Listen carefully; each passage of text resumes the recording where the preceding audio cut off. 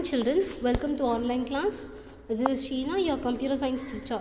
In last class we saw specification and abstraction. We had so many types of examples, isn't it?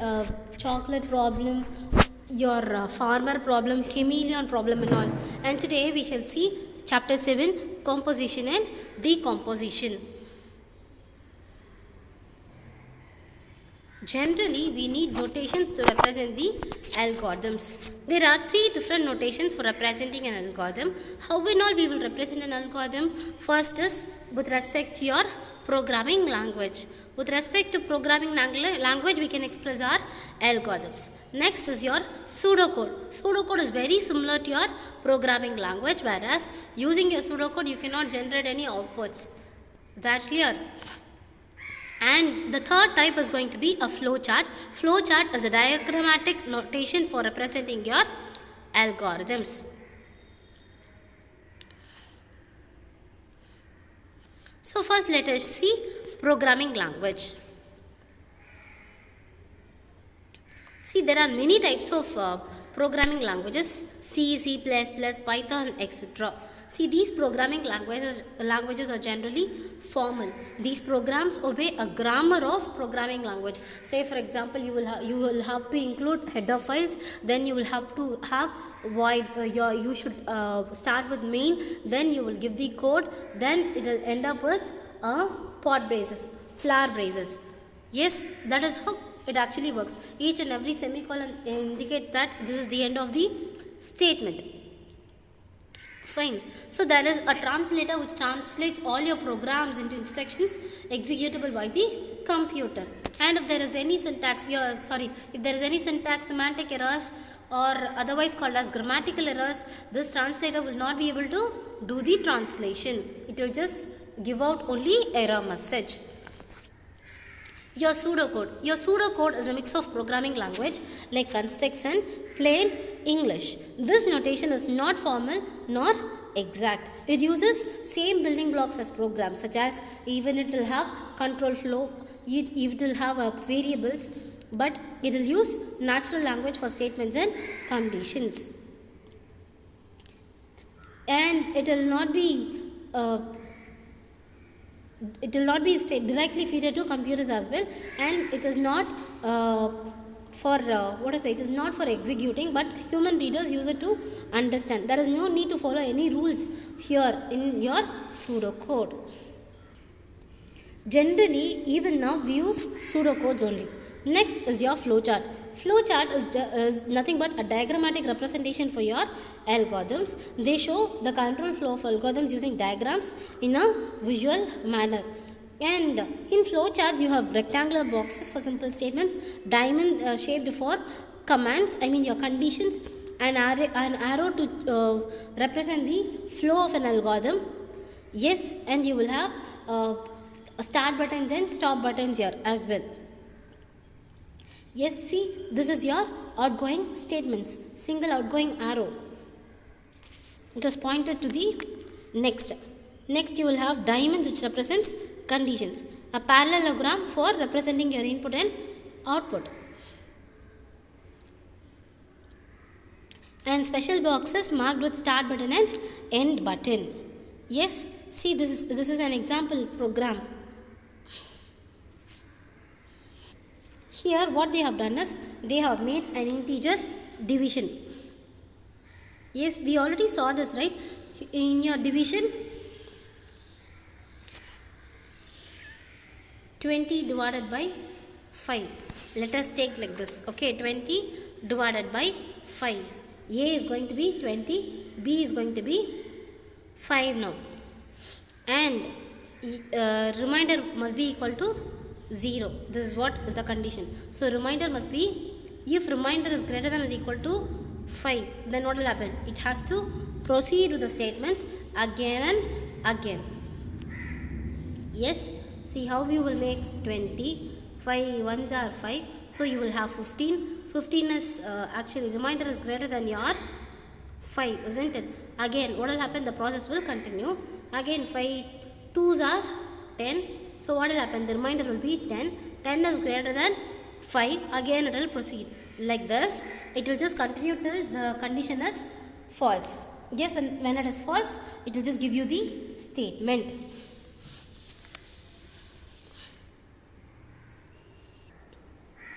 Generally, a statement is a phrase that commands the computer to do an action. A plus B, C is equal to A plus B is a phrase where what is the action that is being performed here? Addition of A plus B, and we are going to store it up in C, isn't it? It is a simple statement. It is used to change the values of the variables. Statements may be composed of other statements leading to hierarchical structure of the algorithm. So one process will lead to another process. We already said, right, C is equal to A plus B. First we will do addition process. In addition, after addition, what we will do? We will store it in another variable, isn't it? So statement may be composed by other statement leading to a hierarchical structure.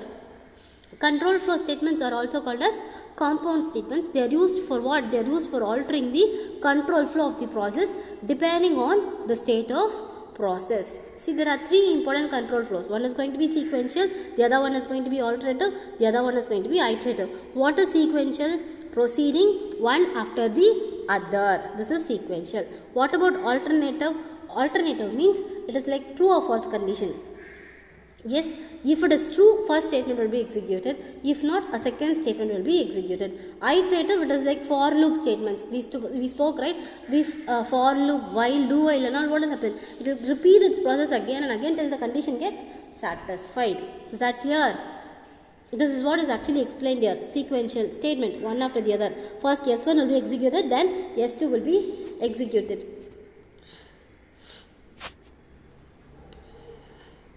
The same for your goat grass problem also.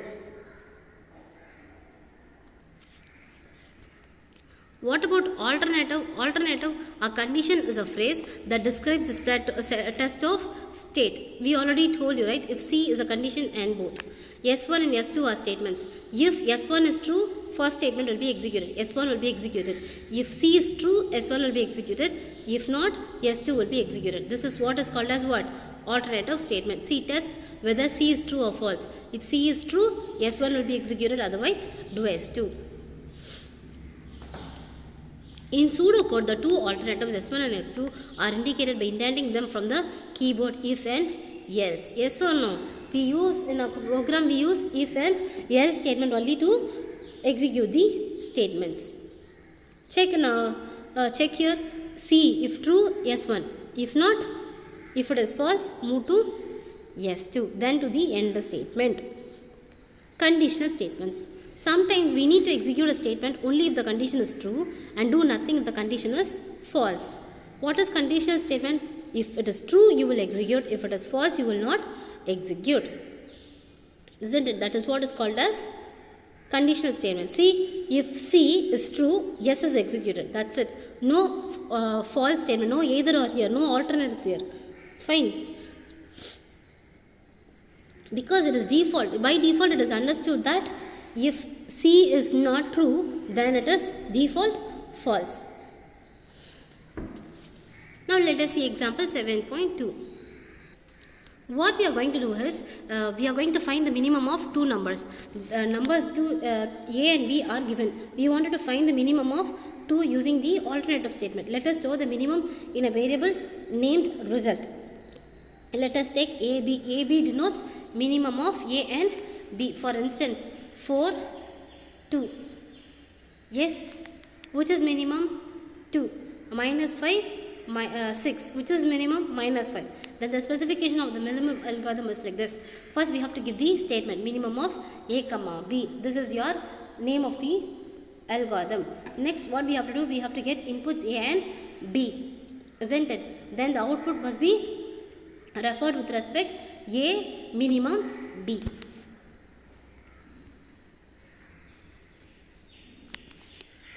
And if you write this in pseudocode, how do you write? Minimum of A comma B, you will get the inputs. If A is lesser than B, result A. If not, you will give the result B. Yes, that is how we specify here. Now let us move on to the case analysis. Alternative statement analyzes the problem into two cases. Case analysis statement generalizes it to multiple cases. Case analysis splits the problem into an exhaustive set of disjoint cases. For each case, the problem is solved independently. C1, C2, C3, these are conditions. S1, S2, S3, S4 are statements. For case analysis, statement has the form case C1, S1 will be executed. If it is C2, S2 will be executed. This is like switch case, okay. Case 3, S3 will be executed. On each case, it is like what to say. If this is, say for example, you will have multiple choices of interest, isn't it? See, in your case, switch case, it is like this. You will have multiple choices, isn't it? Say for example, one will like red, one will like blue, one will like green, isn't it? So, if I ask you a question, people who are like green, you will raise your hands, isn't it? So, what happens is we will have 3 boxes with 3 doors, each painted with one color. The doors and the windows are closed. If I say you that the person who likes green should go to green door, and if a person likes pink, they have to get into pink doors, and if a person likes white door, they can get into white door. They can choose only that option. They cannot go for any other option. They cannot peep into another room to see what is inside that. Yes, that is what is cases here, switch cases here. If you choose a condition C1, only S1 will be executed, rest of the statements will not be executed. In case, if none is your option, the default statement that is being given will be executed. Which is default statement here? S4 is your default statement. Is that clear, children? See, the cases are exhaustive. At least one of the cases is true. If all the condition is false, default case will be executed. The cases are disjoint. Only one of the cases is true. Thus, it is possible for more than one condition to be true. The case analysis executes one case. The first one is true if the 3 conditions are disjoint. Then the 4 cases C1, C2, C3, C4 are not selected. Fine. A third problem now. We wanted an algorithm that compares 2 numbers and produces the result as compare A, B, 1 if A is lesser than B, 1 minus, and 0 if A is equal to B, and 1 if A is greater than B. We can split the statement into exhaustive statement. Compare the 3 disjoint cases. If A is lesser than B, A is equal to B, or A is greater than B. After comparing, you can give the result. Yes, if A is lesser than B, the result has to be minus 1. If it is equal to B, the result has to be 0. Else, it has to be 1. What is iterative statement? I already told you. When till the condition is false, the statement will continue to be executed. Test whether C is true or false. If C is true, then do yes. And then go back to the step 1, otherwise do nothing. This is how the statement actually continues. See, have a look here. What happens? C is true means it will get into yes, and again it will get into your C itself. Till the condition is true, this will continue. When the condition gets failed, then it will get into the false statement. This is what is iterative statement. Construct an iterative algorithm to compute the quotient and remainder after dividing an integer A by another integer B. Now what we are going to do, we are just going to divide A by B, and A is an integer and B must not be equal to 0. This is the condition that we follow. Write Q and R such that A is equal to QB plus R and 0 less than or equal to R, which is less than B. This is another condition. This actually I taught you in your previous class itself.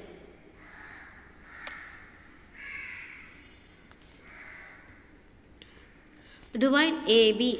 Let it be like this. Let A be equal to 20 and B equal to 5.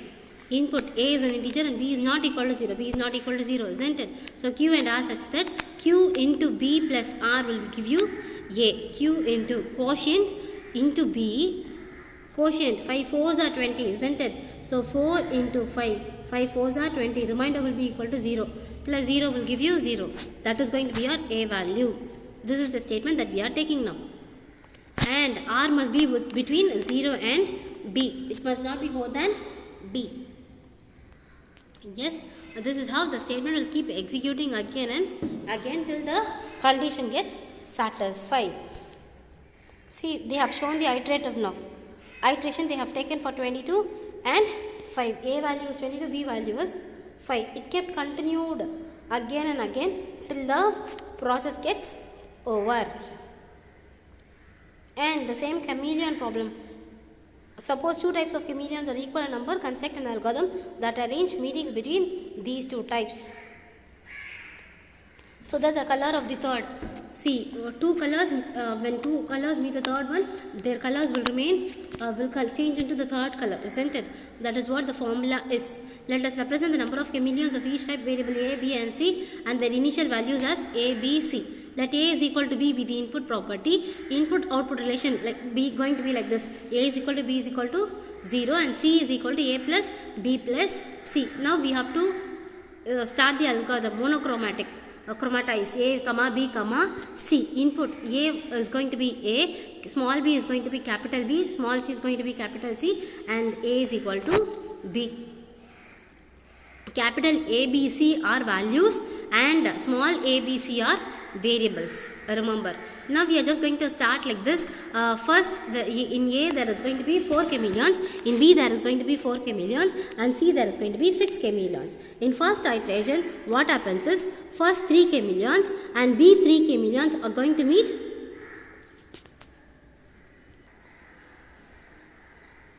Children listen, this is going to be your initial statement when there is no iteration. 4, 4 and 4, 4 and 6. Now what happens is from A 1 chameleon, B 1 chameleon is going to meet C. What will happen? They will change to this color, isn't it? So it is going to, how many is going to get added? 2 is going to get added up. It is going to be 8 now. Again what happens? 1 will get reduced, right? 2, 2. Here from here 1 and here 1, 2 will be meeting this place. So 8 plus 2, this is going to be 10 now. Again one more is here. These two will be meeting this chameleon now. Again they will get converted, isn't it? So there will be no chameleons for now. This is how it actually works.